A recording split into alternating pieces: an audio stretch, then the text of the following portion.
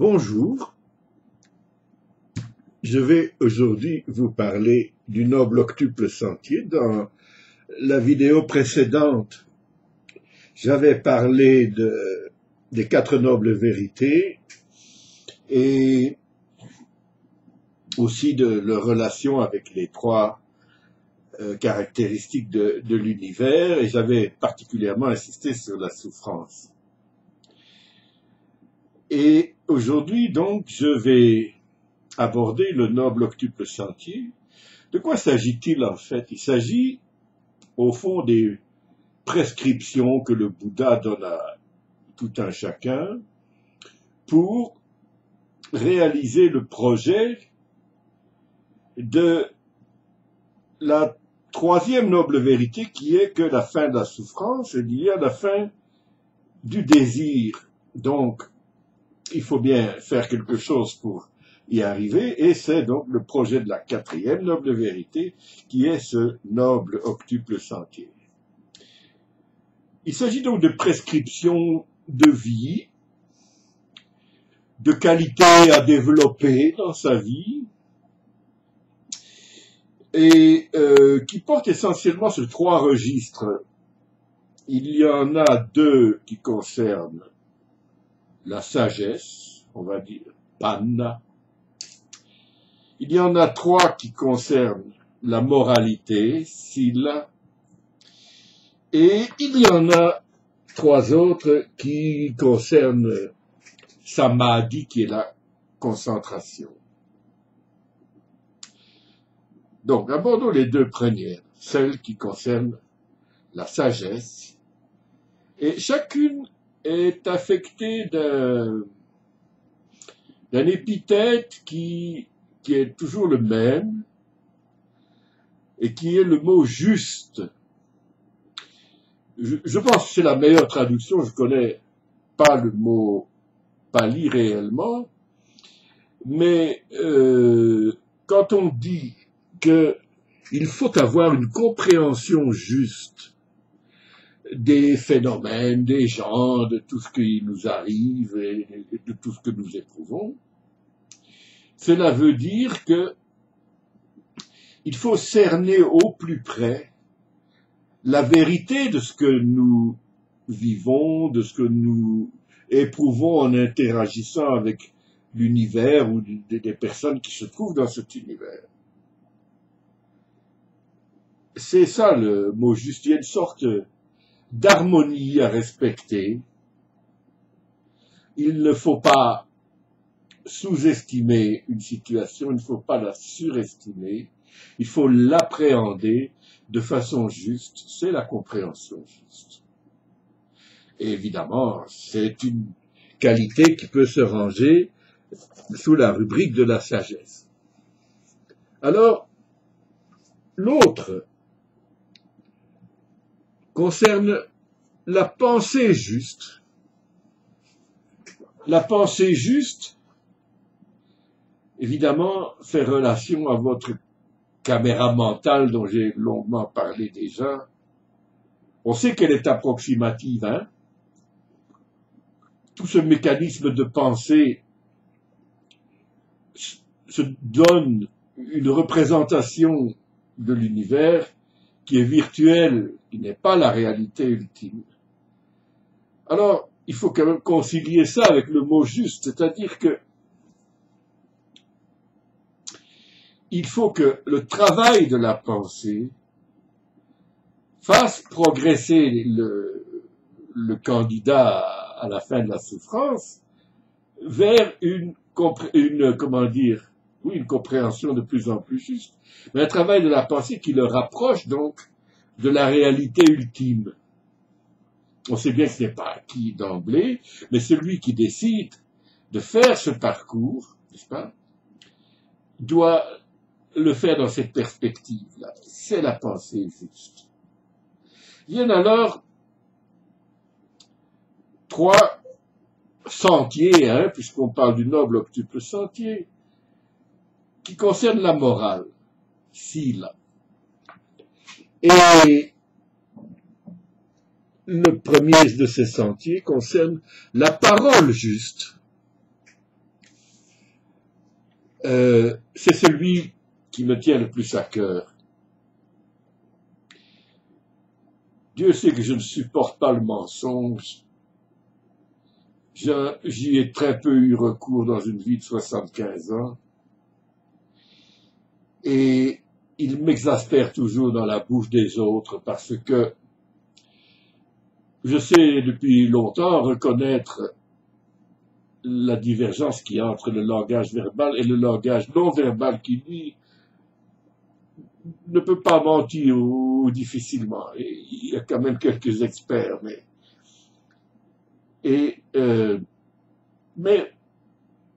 la parole juste ne veut pas seulement dire mentir ou ne pas mentir.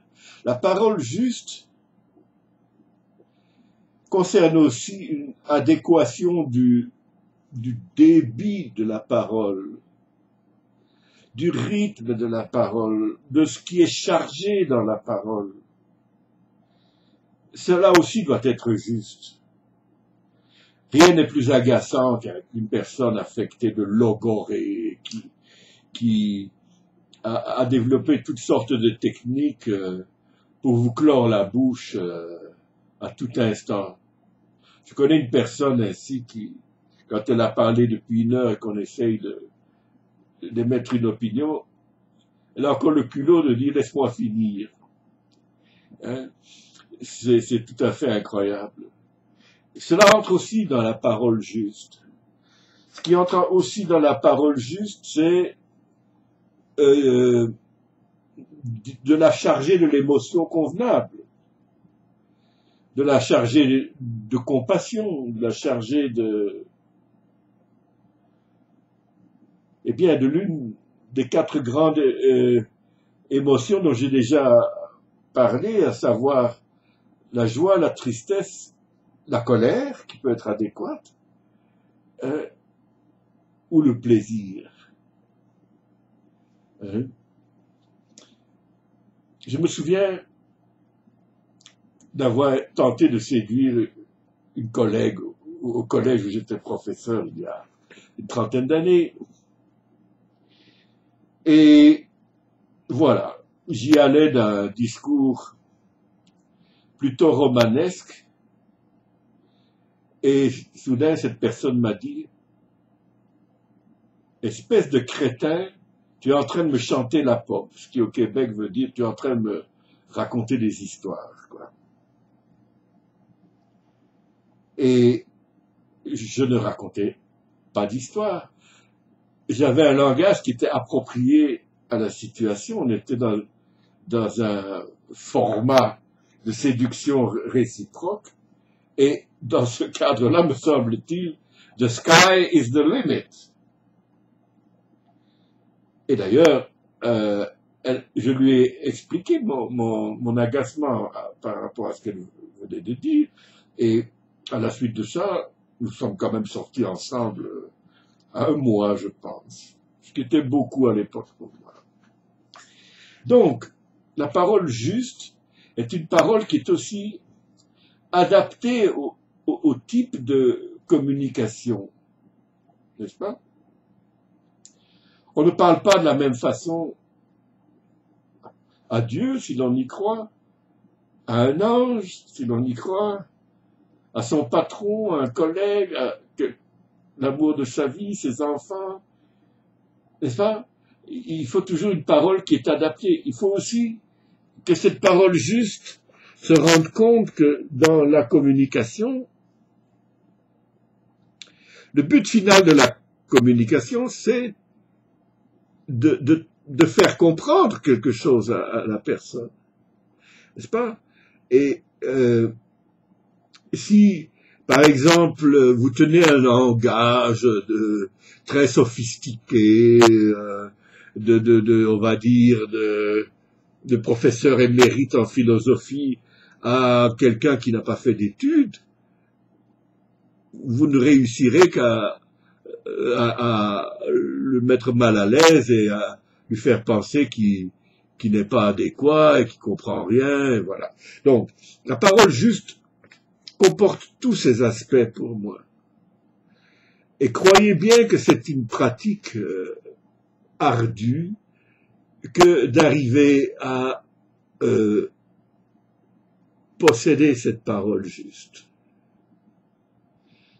Donc, une parole qui ne ment pas, une parole qui cerne au plus près la vérité, une parole qui s'adresse véritablement à soi ou aux autres, en l'adaptant à ces personnes et aux circonstances dans lesquelles les interlocuteurs se parlent.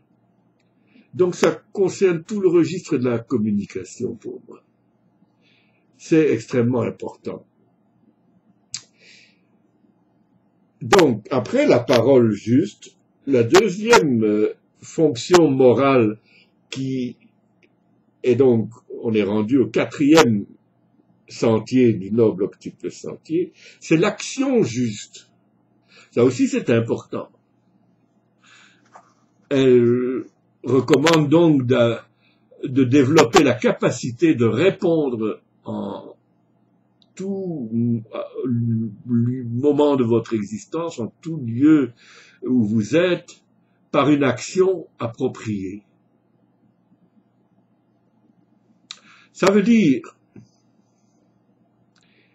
qu'il peut y avoir un contexte où l'élimination physique de la personne qui est en face de vous est appropriée, comme ça a été durant la Deuxième Guerre mondiale. Moi, je pense que c'était une guerre juste, une des rares peut-être, qui était une guerre juste, et ceux qui ont combattu et posé des actes alors d'extrême violence à cette époque-là ont commis des actions justes.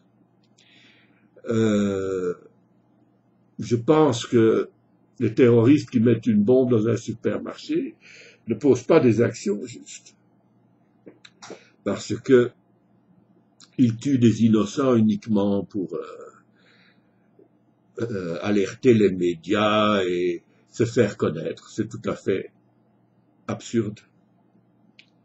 Donc, le Bouddha avait prévu qu'il fallait en tout temps, dans quelques circonstances que ce soit, avoir la capacité de répondre avec l'action appropriée. Donc, ce n'est pas, bien sûr, ça doit être assorti de compassion et d'amour des gens, mais on ne peut pas toujours penser que cette attitude est l'action appropriée. Ce n'est pas vrai. Et donc, on n'est pas dans le même cadre que si on te gifle sur la joue gauche, t'as aussi la joue droite ou l'inverse, n'est-ce pas? C'est tout autre chose. Pour moi, c'est cela l'action juste. Je ne suis pas sûr d'ailleurs que d'aucuns parmi les sages bouddhistes me suivraient dans cette analyse, mais ce n'est pas grave, hein. J'ai le droit d'avoir une attitude hétérodoxe si je pense qu'elle est juste. Voilà, le troisième sentier moral est plus facile à comprendre, celui qui consiste à avoir des moyens d'existence justes. C'est-à-dire que, eh bien, vous allez gagner votre vie en travaillant, en exerçant un travail utile et plus ou moins bien rémunéré, mais qui ne gruge pas systématiquement les autres. Et donc, on peut bien se demander si tout ce qui se passe dans la finance aujourd'hui n'est pas en contravention avec ce principe. Moi, j'en suis persuadé. On peut se demander aussi qu'un tas de décisions politiques ne sont pas en conformité non plus avec ce noble octuple sentier, qui est donc le cinquième. Vient alors les trois sentiers relatifs à la concentration, au samadhi. Alors là, le premier, c'est celui de l'effort juste. C'est curieux de placer l'effort juste comme un sentier relatif à la concentration de l'esprit, mais c'est un travail, n'est-ce pas, que de développer son esprit, et le bouddhisme s'est toujours présenté comme une voie moyenne par rapport au, par exemple, à l'hindouisme qui recommandait des séances de jeûne et de mortification en tout genre, que le Bouddha d'ailleurs a éprouvé. Il y a parfois des représentations du Bouddha décharné, la peau sur les os, et quand il a eu fini cet entraînement, il s'est rendu compte que c'était une exagération considérable et que ce n'était pas cela l'effort juste. Donc, le travail de la spiritualité est certes un travail, mais un travail qui demande un assez gros effort, c'est entendu, mais pas un effort qui va détériorer votre santé ou qui va entraîner toutes sortes de malaise pour vous autour de vous. C'est ça l'effort juste. Pensez à ces bourreaux de travail qui ne voient jamais leurs enfants, qui ne sont plus capables d'échanger avec leur épouse et qui finissent par voir leur famille se désagréger. Voilà, là il n'y a pas un effort juste. Et souvent ces personnes, quand ils se voient confrontés avec la déliquescence de leur famille, ils disent mais enfin je faisais ça pour eux. Non, c'est pas vrai. Hein? C'était une excuse, mais la vérité est que il le faisait par une sorte de comportement obsessionnel, quelque chose comme ça. Voilà pour l'effort juste. Vient alors le 7e sentier de ce noble octuple sentier qui est celui de l'attention juste. Alors là, l'attention juste, c'est quelque chose qui est apparu en Occident avec la psychothérapie préconisée par Fritz Perls. N'est-ce pas, qui avait forgé ce concept de awareness. Et être aware, c'est pas la même chose qu'être conscient, parce que être conscient, c'est from the mind up, et être aware, c'est réaliser dans toutes les fibres de son être une expérience. Ce n'est pas la même chose. Et l'attention juste porte là-dessus. D'ailleurs, Perls avait bien compris cette analogie entre son awareness et l'attention juste des bouddhistes, puisqu'il est allé au Japon, il a travaillé avec des maîtres bouddhistes, et franchement, si je me souviens bien, malgré des intuitions assez fulgurantes de Perls, il est un peu passé à côté de l'originalité et de l'utilité du bouddhisme. Ben, bon.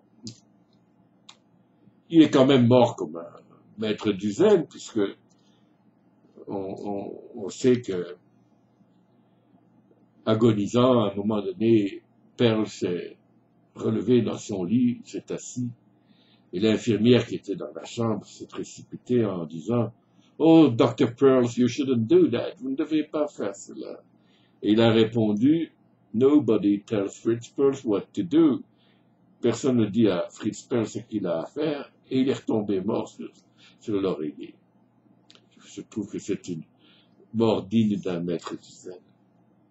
Donc, l'attention juste, c'est véritablement l'awareness, c'est-à-dire cette disposition de l'esprit à être en alerte par rapport à son environnement intérieur ou extérieur, et cela avec le secours de toutes les possibilités de perception possibles. Fritz donnait un exercice qu'il appelait le continuum d'awareness, où le patient se couchait et lui s'asseyait à côté du divan, et il disait, qu'est-ce que tu es en train de réaliser maintenant? Et la personne disait, bon, j'ai une démangeaison à l'oreille gauche. Alors, il dit, et maintenant? Tu as une démangeaison à l'oreille gauche, et maintenant, qu'est-ce que tu sens? Oh, ben tiens, j'ai un picotement au creux de l'estomac. Tu as un picotement au creux de l'estomac, et maintenant, qu'est-ce que tu sens? Un léger ennui. Très bien, tu as un léger ennui, et maintenant, qu'est-ce que tu sens? Oh, j'aimerais être ailleurs. Ah, tu as le sentiment de vouloir être ailleurs, et maintenant, qu'est-ce que tu sens? Et donc, dans ce processus, quoi que le patient éprouve, c'était correct, il disait très bien à chaque fois, et il lui demandait de continuer son état de vigilance, n'est-ce pas, pour qu'il soit alerté par toute autre sensation ou émotion ou pensée qui pouvait survenir. C'est évidemment très similaire à un aspect de la méditation qui est shamatha, dont j'ai déjà parlé. Donc samatha en pali. Et enfin, le dernier sentier du noble octuple sentier, c'est celui de la concentration. Alors là, on pourrait penser, mais attention, concentration, c'est pas pareil. Ah non, c'est pas pareil. L'attention est un état de vigilance totale, mais qui est quand même tourné aussi vers l'extérieur. La concentration est un processus de focalisation sur ce qui se passe dans votre esprit. Ça, c'est vraiment le cœur de la méditation. Alors, j'ai dit que shamatha est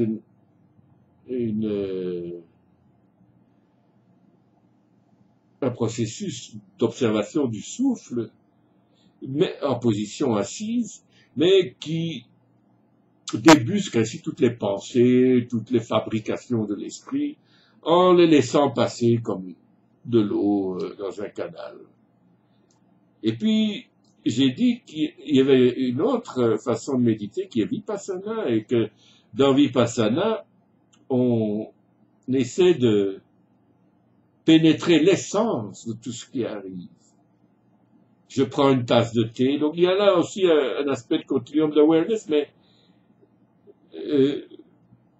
dans la concentration, il y a quelque chose de plus profond encore, et qui se retrouve par exemple dans la cérémonie du thé chez les Japonais, c'est pas qui est directement inspiré du bouddhisme zen, c'est-à-dire un ensemble rituelique de gestes, en l'occurrence faire du thé, mais des gestes tout à fait codifiés, comme un rituel religieux.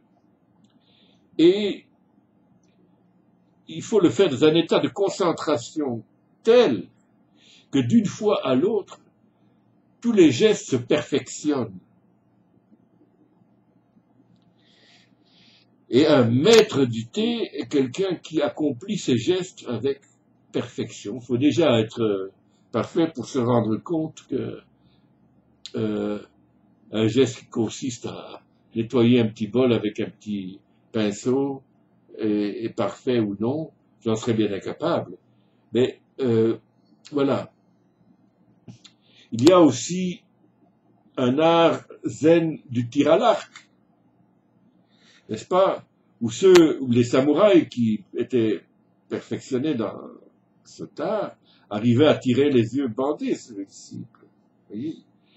Donc, ce n'est pas seulement l'awareness, il y a une sorte de concentration de l'esprit sur ce qu'on fait, ce qu'on éprouve, qui fait que on atteint littéralement à la réalité ultime. Voilà.